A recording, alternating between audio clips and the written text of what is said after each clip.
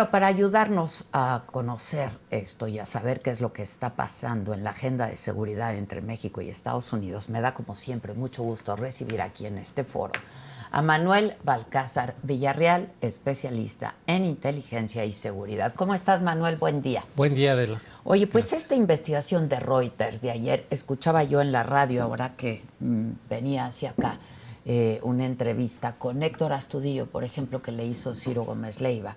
Héctor Astudillo, exgobernador, ¿no? Priista de Guerrero. Y pues su nombre trascendió como una de estas personas a las que le habían quitado la visa, cancelado la visa, y él dice que efectivamente, que es cierto y que no tiene que ocultarlo, y que además no entiende por qué se la cancelarían y que pues lo está averiguando. ¿Qué piensas de esta investigación que ha sido difundida por Reuters ayer? Bueno, me parece que es una investigación que muestra una nueva etapa en la relación bilateral México-Estados Unidos, donde ante lo que se vería la falta de cooperación en el sexenio anterior con el presidente López Obrador, pues decidieron tomar otros caminos, y dentro de esos otros caminos están las sanciones diplomáticas que tienen que ver con el retiro de visas, pero también me parecería como hipótesis que estamos viendo un número muy elevado de políticos y de dirigentes partidistas vinculados al crimen organizado. Por lo que entendemos aquí, no hay exclusivamente un partido como tal que se ha señalado. Sin embargo, si la mayoría es morenista, si Morena tiene los mayores escaños de legislaturas, diputaciones, gubernaturas, pues es entendible por números puros que evidentemente va a haber un número mayoritario de políticos vinculados a este partido. Bueno, de hecho, se dice que 50 de ellos serían de Morena, pero que hay muchos otros también de otros partidos políticos. Esto lo viene a comprobar esta mañana Héctor Astudillo, ¿no? Y como él, pues deben haber otros. En el caso de Astudillo, que yo lo escuchaba, decía, hace 4 años que no soy gobernador, yo estudié en Estados Unidos, es una visa que tiene más de 35 años, que yo tengo con esa visa más de 35 años, ¿no? Pero al parecer, pues es un hecho esto, no, nadie lo ha salido a decir públicamente. Héctor Astudillo dijo que le llegó la información mediante correo electrónico y muy probablemente a muchos otros también. Sí, es cierto este punto y es consistente con lo que hemos visto en otros casos donde funcionarios mexicanos han intentado cruzar Estados Unidos, son retenidos y devueltos al país. Está el caso del diputado del Partido Verde por Tamaulipas, que fue alcalde de Matamoros, que lo regresan. Y hay otros casos más puntuales donde sí hay señalamientos, como la diputada de Morena y exalcaldesa de Rosarito, Araceli Brown, que a ella sí directamente el Departamento del Tesoro la señala de haber facilitado acciones de lavado de dinero. Ahora, este esquema que estamos viendo del Departamento de Estado es muy interesante porque no es solo el Departamento de Seguridad Interior, no es solo el Departamento de Justicia, ya hay otro departamento que se suma a la presión contra el crimen organizado, que recordemos también, ahora son organizaciones terroristas, y eso me parece que es muy relevante porque me parece que miembros de la clase política mexicana no están leyendo las cosas como son. Digo, mientras no fueron declarados terroristas, pues era así como pues, los criminales de aquí que yo conozco de siempre, pero hoy son grupos terroristas que los equipararían con Osama Bin Laden o con otros promotores del terrorismo internacional que tienen un tratamiento muy especial.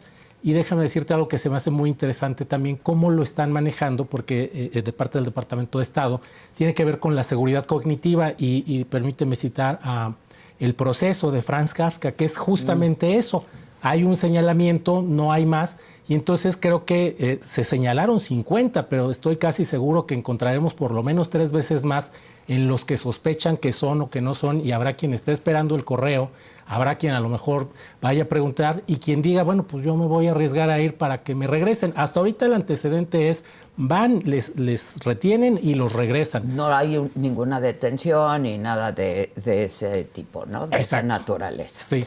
Ahora, me parece que la gran pregunta es si el gobierno de México tendría que estar al tanto de esto o no, porque digo, no es un ciudadano de a pie al que le niegan una visa. Claro. ¿No?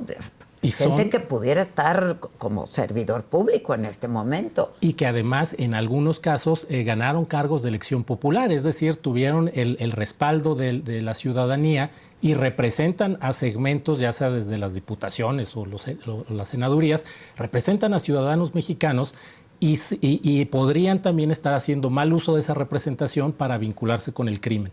Y el otro punto que se me hace también muy relevante, pues la cooperación tiene que ir más allá del entramado de seguridad en aspectos operativos. Creo que, y esa es una oportunidad que tiene el gobierno de México para convocar al Consejo de Seguridad Nacional, que incluye a la Secretaría de Relaciones Exteriores, y efectivamente preguntar con sus pares en Estados Unidos qué está pasando, esto es cierto, esto no es cierto, y en qué podemos cooperar mutuamente, porque es muy grave que un servidor público esté vinculado con el crimen organizado. Pues sí, porque una cosa es que sea un secreto a voces y otra cosa es que haya evidencias o haya investigaciones, ¿no? Totalmente. Y déjame decirte otra cosa, que además ¿a quién responde ese servidor público o ese funcionario? ¿Responde a los electores, responde a la presidenta o a los secretarios o responde al crimen organizado? Y ese es el mayor riesgo, que responda a un jefe de plaza, a un líder de cártel y atienda lo que él le diga en su momento. Entonces, por eso la gravedad y la importancia de efectivamente aclarar y no apelar a la nada, ¿no? Donde nadie sabe nada.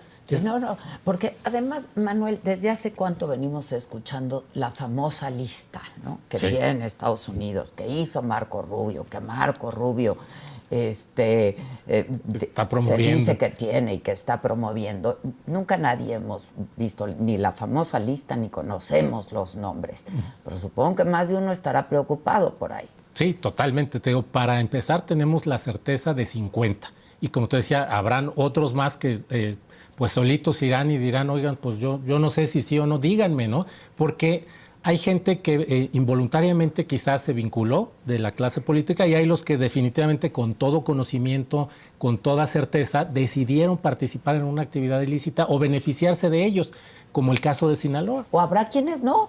También. No. Exactamente. Y quienes están señalados estarían señalados injustamente, ¿no? Ahora, el hecho de que sea Estados Unidos el que esté hablando de esto y no México, también, no nuestro país, sino nuestras autoridades.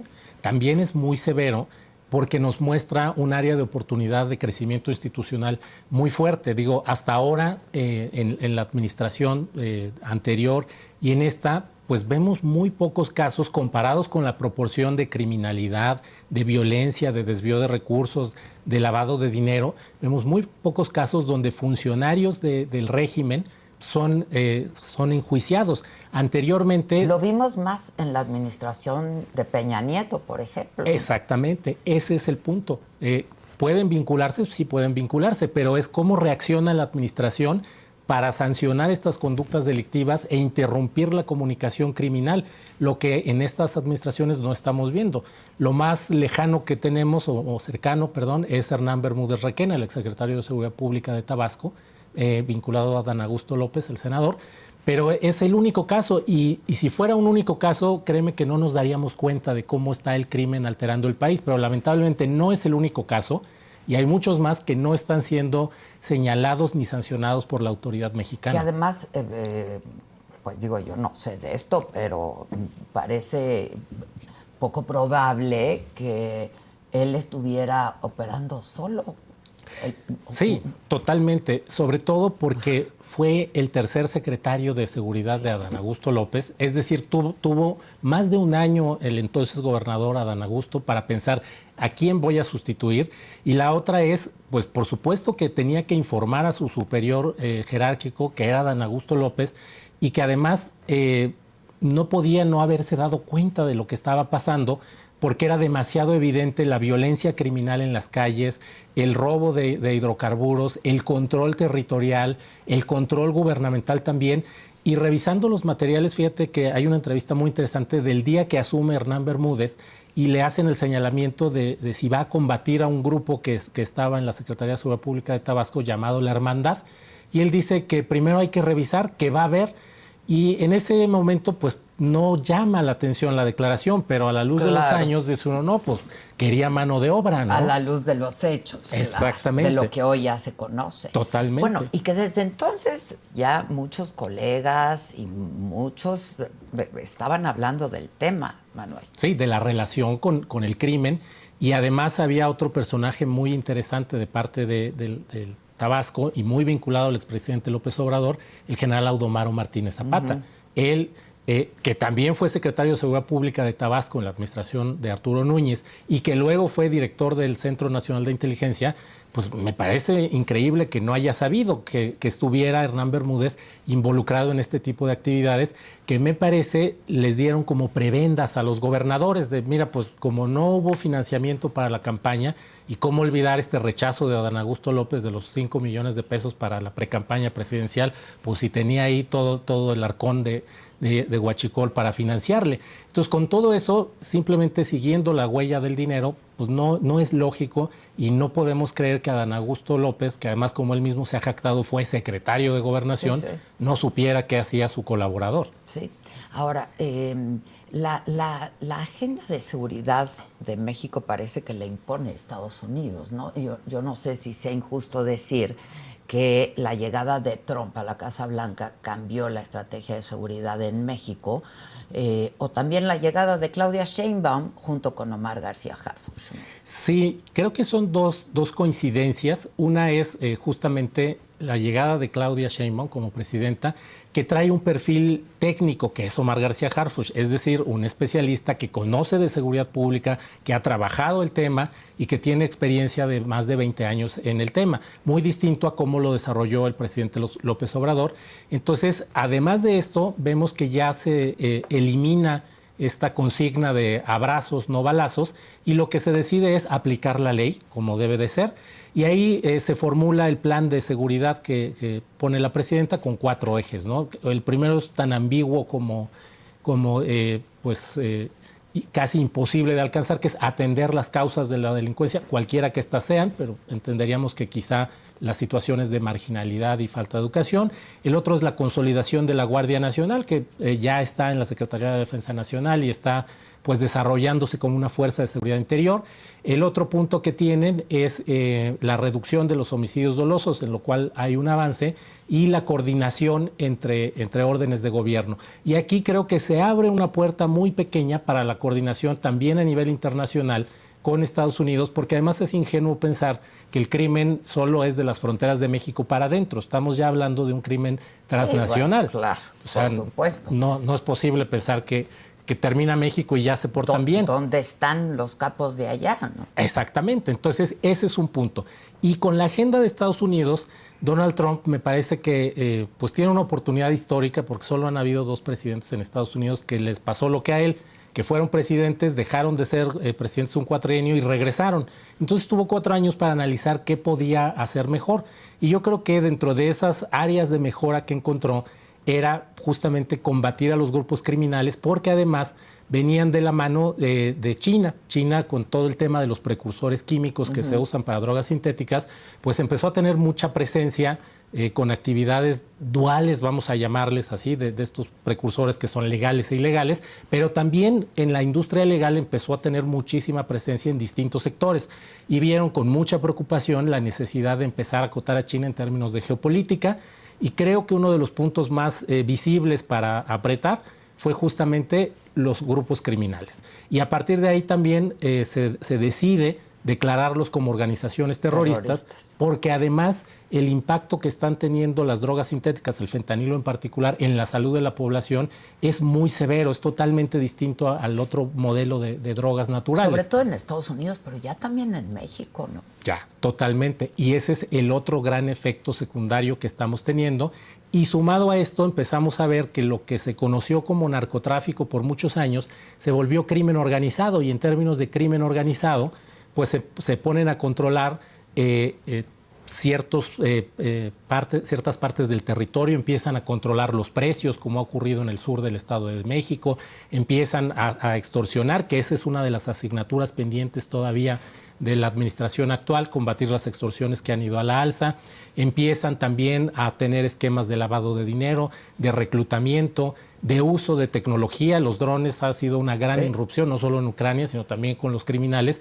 Y todo eso hace... Y lo hemos visto en México. Exactamente. Y a pocos metros aviones, de la franja barcos fronteriza. de Estados Unidos, vuelos de drones. Exacto. Todo un despliegue militar que se complementa con la diplomacia, es decir, un despliegue diplomático militar, donde van primero acopiando información, que es el paso uno que hay que hacer cuando se va a hacer una operación. La investigación. Totalmente. Y luego viene ya la parte del análisis y la transformación en inteligencia, y dentro de eso las líneas de acción, que yo creo que ahí es donde podemos explicar por qué están con una variable diplomática, con el amago de las visas, pero también están en la cooperación internacional con México, que dentro de lo que se ha logrado es este operativo para controlar las armas de flujo norte-sur, es decir, las que vienen de Estados Unidos, que me parece a mí es un avance importante. Es un avance importante. Sí, sobre todo si lo comparas con Rápido y Furioso, en el tiempo del expresidente Calderón, que pues ahí no le dijeron nada a nadie e hicieron su propia operación. Aquí hay un tema de coordinación, pero también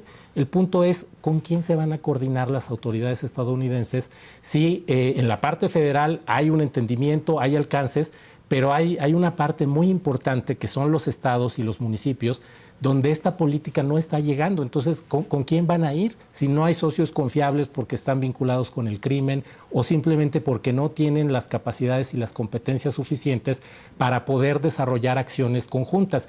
Y ahí hay una... Sí, porque la lógica, perdón Sí, no, que adelante, te interrumpa, adelante. Manuel, pero la lógica no solamente es del acuerdo de países, ¿cómo lo bajas? ¿No? Exactamente. ¿Cómo lo implementas? A nivel territorio. Y no solo es un tema también de, ahí te van los equipos, ¿no? La tecnología. Es un tema de necesitas funcionarios capaces, profesionales y honestos. Y creo que ahí está el mayor dilema en la honestidad, de ver, oye, ¿quién nos va a ayudar a operar este sistema de seguridad pública hasta ahora? Pero esa es la otra deficiencia que me parece a mí existe en la administración actual de la presidenta Sheinbaum, que no estamos viendo el manejo del concepto de seguridad nacional. Nos quedamos hasta la seguridad pública, lo cual para la emergencia que teníamos está bien, pero no es suficiente para reforzar todas las vulnerabilidades que se generaron en la administración pasada y que están causando daños en materia de salud, en materia de infraestructura, de vivienda, incluso de términos de temas de protección civil, que lo hemos visto lamentablemente en estos días en Veracruz, en Hidalgo, en Puebla. Y ahí la seguridad nacional está ausente. Entonces, mientras Estados Unidos está hablando de computación cuántica, de tierras raras y minerales, de seguridad cognitiva, pues México está hablando de seguridad pública y capturar los objetivos de alto valor, que es importantísimo, pero vemos una diferencia enorme entre la perspectiva que tiene Estados Unidos y la que tiene México, porque todavía no desarrollan esa parte. Explícanos un poco la diferencia entre seguridad pública y seguridad nacional y seguridad cognitiva, por ejemplo. Mira, hazte cuenta que es una pirámide y entonces en la pirámide tienes en la base la seguridad pública o ciudadana, que es garantizar que haya las condiciones de estabilidad en el espacio público para el desarrollo ordinario de las actividades. Después sigue la seguridad interior, que esta seguridad tiene un espacio más amplio donde no es un municipio, una alcaldía, puede ser uno o varios estados, por ejemplo, la comarca lagunera. La comarca lagunera son 2 estados, 10 municipios, y tiene presiones y desafíos, en este caso de la delincuencia organizada, que superan las capacidades de policía de un solo estado, o policía y justicia. Entonces, para eso tú necesitas cuerpos más entrenados, más armados, con capacidad de despliegue y logística. También eso es muy importante. A veces se piensa que si ya llegó un contingente de 200 policías, el problema ya se resolvió. No se resuelve y necesitas tener permanentemente a la gente desplegada, jalando información y haciendo operaciones contra grupos criminales que están mucho mejor armados, que tienen tecnología, que están cooptando a la población, que logran que los respalden. Entonces, para eso es la seguridad interior, cuando no alcanzan las capacidades. Y ya en la parte superior de esta pirámide viene la seguridad nacional. Y hasta la seguridad interior hablamos del uso de la fuerza como principal herramienta. Es decir, elementos. Las policías, exacto, y la Guardia Nacional, y van y hacen un trabajo que se le llama de contención. Ellos abren el espacio, pero una vez que está abierto, entonces tienen que entrar las capacidades sociales, las capacidades de gobernabilidad, las capacidades de desarrollo político, de desarrollo económico, desarrollo social. Y una vez que está eso listo, entonces ya en la seguridad nacional se encarga de generar las condiciones para que se logren los objetivos de un país, en este caso México, bueno, pues la prosperidad, el desarrollo, claro. Y ahí la economía juega un rol muy importante. Entonces, uno de los puntos es cómo traemos más inversión con certeza. Claro, las autoridades, las Fuerzas Armadas, las policías pueden dar cierta seguridad, pero hay un tipo de seguridad como la seguridad jurídica, por ejemplo, que esa no la pueden dar los cuerpos de seguridad, esa la tiene que dar el Poder Ejecutivo en coordinación con el Poder Judicial y el Legislativo. Entonces, esa es la diferencia y vas usando los recursos que tienes a tu alcance. Primero usas una policía municipal, luego una policía estatal, luego una Guardia Nacional, luego a las Fuerzas Armadas y en ese contexto de seguridad nacional tú usas se le llaman recursos del Poder Nacional para poder atender los fenómenos que tengas enfrente. Y entonces hay temas que no se resuelven necesariamente con el despliegue de seguridad. Necesitas también médicos, necesitas maestros, necesitas trabajadores sociales, necesitas promotores de la salud, de acuerdo a los diagnósticos que tengas, porque no todo se resuelve con el uso de la fuerza. Y ese es un principio básico de las Fuerzas Armadas. ¿Y no hemos llegado ahí? No hemos llegado ahí. No estamos llegando ahí. Y lo paradójico, Adela, es que se usa las Fuerzas Armadas que son entrenadas bajo una doctrina de máximo uso de la fuerza para cosas que están súper entrenados y sobrecalificados porque no tenemos esta visión y los estados, ahí les toca a gobernadores y presidentes municipales, pues no están haciendo su parte, ese es el punto. Y vemos una gran deficiencia en la Secretaría de Gobernación. La Secretaría de Gobernación tiene dentro de sus responsabilidades el coordinar a los demás poderes para que atiendan los principios que encabeza el Poder Ejecutivo Federal, en este caso la presidenta Sheinbaum. Pues es política interior. Pues. Totalmente, pero eso se ha perdido, por un lado, y entonces México tiene un Consejo de Seguridad Nacional. Pero este Consejo de Seguridad Nacional con López Obrador no sesionó más que un par de veces, cuando la ley te dice que tiene que ser por lo menos cada 2 meses, y tiene que haber un programa para la seguridad nacional. Y lo que vemos nosotros todos los días es el gabinete de seguridad, pero este gabinete de seguridad tiene un sesgo operativo, porque van las dependencias solo de despliegue y aplicación de la ley. ¿Qué dependencias tiene el Consejo de Seguridad Nacional que no tiene el gabinete? La Secretaría de Relaciones Exteriores, que es fundamental, la Secretaría de Hacienda, que también es central, la Secretaría de Comunicaciones y Transportes, que es básica para la seguridad nacional, y tiene también concurrencia la Secretaría de Anticorrupción, me parece que le pusieron ahora. Y estas 4 dependencias pues te dan un foco mucho más amplio y te permiten estratégicamente atender en el mediano y largo plazo los problemas que hoy se están generando, porque de otra manera pues tienes como que todos sueltos haciendo un esfuerzo disperso. Y ya yendo al tema de la seguridad cognitiva, esto tiene mucho que ver prácticamente con la manera en que se toman las decisiones y va de la mano con toda la revolución tecnológica y la inteligencia artificial. Exactamente. Porque podemos ser, como dice un libro que me encanta de Dan Ariely, irracionalmente predecibles. Hacemos cosas irracionales que son predecibles porque la manera en que está diseñado el cerebro para tomar decisiones nos genera sesgos de manera sistemática y pues todas las plataformas digitales, todas las redes sociales, todo lo que está virtualizado prácticamente está obteniendo información desde el número de segundos o microsegundos que tú te detienes en ver un video, una imagen. Eso da información para programar un algoritmo y poder influenciar en el humor social, en las percepciones sobre un tema en particular, en el nivel de inconformidad, en las expectativas. Entonces, es lo que últimamente se ha ido desarrollando, pero para hacer eso tú necesitas computadoras cuánticas de una gran velocidad y capacidad que no tienen todos los gobiernos, no están al alcance de todos, y es parte pues de esta nueva generación que estamos viendo de amenazas emergentes y que nos estaría explicando por qué las personas tomamos las decisiones que tomamos en el día a día y que muchas veces también van de la mano de campañas de desinformación. Y un poco más sencillo hablaban de hackear la mente. Así como alguien se puede meter a tu computadora, hackea y se apodera de ella, también alguien se puede meter a tu mente y se apodera de ella.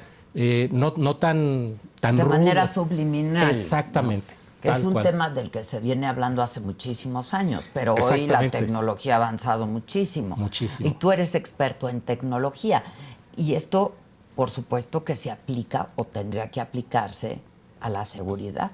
Por supuesto, Adela, por supuesto que se aplica la seguridad, porque estamos en umbrales que no estaban visualizados antes y estamos enfrentando problemas que nunca se habían enfrentado. Por ejemplo, la generación de armas autónomas, tanto aéreas como son los drones, como terrestres, que ese es otro punto que se ha dejado de lado porque el impacto son los drones.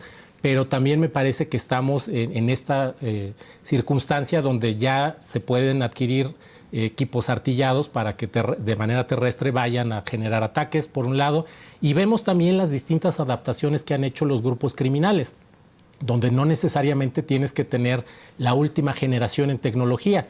Simplemente agarran drones de aficionados un poquito más altos y los acompañan con dispositivos explosivos improvisados y los dejan caer y reclutan en algunos casos chicos muy jóvenes que son muy diestros en videojuegos, por ejemplo, y ellos son los que operan los drones. Igual con esa misma tecnología artesanal algunos, pero muy sofisticada otros, pues también tienen la capacidad de instaurar minas terrestres, están usando los algoritmos de inteligencia artificial para programar rutas logísticas, están también utilizando todo este sistema de criptomonedas, por ejemplo, para no dejar rastro. Es que el crimen organizado está usando más la tecnología que las autoridades. Que la autoridad. Totalmente. Y eso es un gran desafío que, como hablábamos hace un ratito, cae en el paraguas de seguridad nacional. No es algo que puedas contener enviando policías o guardias o soldados o marinos. Es algo que tienes que trabajar de una manera mucho más amplia en coordinación con otras autoridades. Y ese es uno de los desafíos. También, por ejemplo, el control de instalaciones estratégicas. Muchas están ya automatizadas, entonces también hay un riesgo de control. De hecho, ha pasado. En Estados Unidos hubo un caso muy famoso hace varios años que todos los ductos de la costa este, fueron tomados por un grupo criminal que pidió un rescate. Se pagó el rescate y al final se pudo detectar qué grupo era un grupo de hackers rusos y se logró recuperar una parte de ese dinero que ellos pagaron. Pero todo esto está ahí. Por ejemplo, otro esquema que usan los delincuentes es el lavado de dinero mediante plataformas digitales. En Suecia detectaron una banda que lavaba dinero a través de Spotify. Digo, curiosamente, Spotify es sueco. Y lo que hicieron fue agarrar a un artista de calidad regular y armar una granja de bots para que estuvieran dando likes y solicitando las reproducciones de este artista. Entonces las ganancias se van hasta arriba de manera estratosférica, le pagan a este artista y este artista regresa una parte a esta organización delictiva. ¿Qué organización hizo eso? Me parece que era una de estas organizaciones como motorizadas, no sé si eran los Hell Angels o alguna de estas o los bandidos. Y es una práctica que ya se está haciendo en México. Pues hasta ahora hay algunos indicios. Yo no he visto todavía la confirmación, pero si lo hicieron en Suecia no vería por qué no hacerlo en México. O sea, es como muy fácil, de manera sencilla, y esto obliga también a que trabajen de la mano empresas y autoridades, porque hay otro punto también muy interesante para el sector empresarial, sobre todo en México y América Latina, que ya los grupos criminales ahora son considerados organizaciones terroristas. Entonces, si por alguna mala práctica no se valida un proveedor, un socio, algo que esté relacionado con el crimen organizado, un político que se le financie en la campaña y resulta que está vinculado con el crimen, pueden ser sancionados por financiamiento o promoción al terrorismo en base a estas autoridades estadounidenses, ¿no? Y otro punto que también es de temer, Adela, son las armas impresas en impresoras de tercera. 3D. Claro, porque no las puedes rastrear, no tienen metales. Entonces, es otro de los desafíos que, te digo, o sea, sí estamos atendiendo la emergencia. ¿Eso ya se está usando? Pues sí, incluso en este caso del directivo de una aseguradora estadounidense, Sí. Él, una parte del arma con la que le disparan fue impresa en 3D. Y justo la idea era no dejar rastro. El error fue haber rotulado los casquillos que tenían unas leyendas, pero sí, ya está la tecnología 3D pues a la puerta de la esquina apoyando al crimen organizado. Eso es increíble, ¿no? Totalmente, Adela, porque además... no se puede ni creer, parece película de ciencia ficción. Exactamente, ese es el punto. Y pareciera que hay como un ala creativa del crimen organizado, pues buscando cómo puede explotar las vulnerabilidades del Estado. Y es que muchos de ustedes, expertos en inteligencia y en seguridad, nos han contado pues que tienen asesores y que se traen asesores, el crimen organizado, los carteles en México, de todo el mundo. Sí, de todo el mundo y de todos los estratos. Y de todos todos los rubros, pero financiero, pero de todo. Sí, hay un caso que a mí me impacta mucho, sobre todo porque es por qué una persona que dedicó su vida al estudio, a la ciencia, a la tecnología, de repente termina yéndose al crimen organizado. Hay un profesor muy prestigiado de la Universidad de Miami que se dedicó a estudiar el crimen organizado en Estados Unidos y México y terminó siendo sentenciado por lavar dinero para un cártel de Colombia. Y al final lo admitió. Ya en su etapa última de retiro fue cuando él tomó esa grave y triste decisión desde mi punto de vista. Pero dicen, bueno, ¿qué es lo que hace que él haya tomado esa decisión? Al parecer fue un tema emocional, porque creo que se había enamorado de una jovencita, una cosa así. Pero dices, es increíble cómo el crimen está buscando las vulnerabilidades de los distintos segmentos, de los distintos espacios de influencia para poder ingresar. Y muchas veces, pues descaradamente sí se presentan como tal y otras de manera encubierta. Y hay casos también, por ejemplo, de empresas que, como se dice coloquialmente, de día son legales, pero de noche son ilegales. Y a veces ni siquiera los miembros del Consejo de Administración o los CEOs saben lo que pasa en sus empresas, porque luego son 10,000 pies de altura entre lo que ve el CEO y el Consejo y lo que pasa en tierra, ¿no? Y ahí tienes esas vulnerabilidades que te explican por qué algunos puertos son utilizados indebidamente, barcos, ferrocarriles, aeropuertos y una serie de cosas que te muestran la necesidad de identificar estas áreas de oportunidad y dimensionamiento de riesgos para poderte proteger del crimen. Digo, ya no tanto en un sentido de las autoridades, sino de el crimen me va a poder infiltrar y me va a generar un problema enorme, porque el crimen pues, se va y busca otra empresa, busca otro colaborador, pero las empresas se quedan con el problema, sobre todo porque son, de acuerdo al Código Penal, son penalmente responsables ya aunque cambien de giro y se disuelvan. Y eso tiene pues, un enfoque que antes no se había visto, pero sí da un rol muy relevante al sector privado y a los desafíos que tiene el gobierno, y que si no tiene un concepto macro de seguridad nacional... Y no invierten lo que tendrían que invertir, ni en seguridad ni en inteligencia. No, y déjame decirte otra cosa que también es un gran reto. Bajaron el presupuesto. Que es increíble. Y además, un dron, por ejemplo, de alta capacidad, pues no es que vayas a la tienda de conveniencia de la esquina y lo saques de ahí. O sea, un dron te puede tardar de 6 a 12 meses en tenerlo listo y operando en tus sistemas. Exactamente. Eso en cuanto a equipo, tecnología. Y la otra es los operadores. O sea, tú no puedes sacar especialistas de inteligencia de un bachillerato técnico. Necesitas, pues, por lo menos 5 o 6 años de formación para que esto pueda dar resultados. Y necesitarías ese nivel de expertise en presidencias municipales, en gubernaturas, en secretarías. Y no hay nada de eso porque alguien creo que dijo que pues, no era necesaria la experiencia. Con que fueran honrados, pero ni son honrados y son ineptos. Entonces ahí hay un gran problema.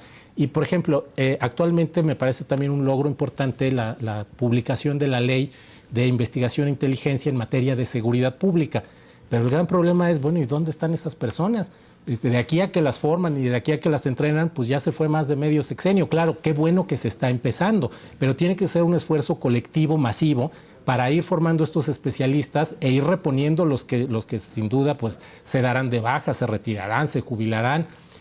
Otros se irán al crimen también, son parte de los riesgos que hay que tomar, pero que tengamos estos operadores del sistema de inteligencia estratégica, que es uno de los puntos que está contemplado en el plan de la presidenta Sheinbaum, pero es el de más difícil posibilidad de conseguir, sobre todo porque te digo, no es algo que tú puedas adquirir con presupuesto, es algo que tienes que formar. Claro.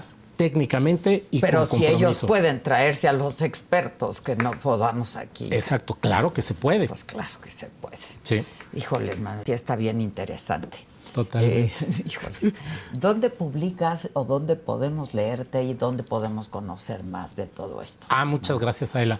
Mira, yo soy investigador asociado del Centro de Estudios en Seguridad, Inteligencia y Gobernanza del ITAM, el CSIG. Ahí hay una página donde están mis producciones académicas, y hay otra página también que es www.mbirisconsulting.com, donde lo que presento ahí, además de servicios de consultoría, son modelos de análisis, porque yo estoy convencido que en la era de los datos necesitamos entender y analizar pues de una manera anticipada todo lo que está ocurriendo. El gran problema que tenemos es que no tenemos datos. O sea, no tenemos datos muchas veces de los levantones en tal demarcación porque se dan esporádicamente. Entonces necesitas tener otro tipo de modelos, otro tipo de información para ir supliendo esas carencias y tratar de atender preventivamente riesgos que se puedan generar, sobre todo para el personal y también para las operaciones. ¿Y no das asesoría a algunos gobiernos? También, pero, Pues es que pero no se dejan. no se dejan. No se dejan. O sea, yo créeme que en todo momento siempre estoy dispuesto a asesorar, porque además, digo, vivimos en México, tenemos que sumar, pero me parece que a veces las burbujas del poder son tan robustas que no permiten que nadie llegue, porque claro... Parece que no quieren resolver. No, porque trastocas los equilibrios, ¿no? Entonces imagínate un secretario de seguridad que le diga a su gobernador, oye, gobernador, hay un especialista. Pues el especialista le va a señalar que está mal. Y déjame decirte que me han llamado un poco de algunos gobiernos estatales como para validar acciones que se están haciendo, pero si tú revisas los datos, pues no se pueden validar porque son prematuros y esa ha sido la respuesta. Entonces, ya no les gusta la respuesta. Entonces yo no puedo ir a decir algo que no creo y que los datos no me están señalando. Pero pues esperemos. Qué pena. Esperemos en algún momento se pueda. Te agradezco muchísimo. Al contrario, gracias a ti por la invitación. Gracias, como siempre. Gracias. Oigan, y ayer, finalmente, tras una discusión, que fueron como 15 horas de discusión, la Cámara de Diputados aprobó ya se veía venir, ¿no? Y se aprobó esta polémica reforma a la ley de amparo, que ahora regresa al Senado ya para su revisión.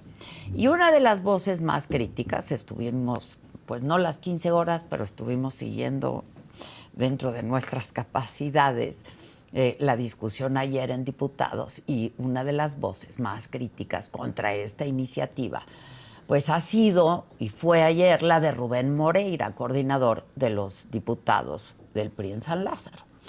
Rubén Moreira, ¿cómo estás? Muy bien, Adela, muy buenos días a ti y a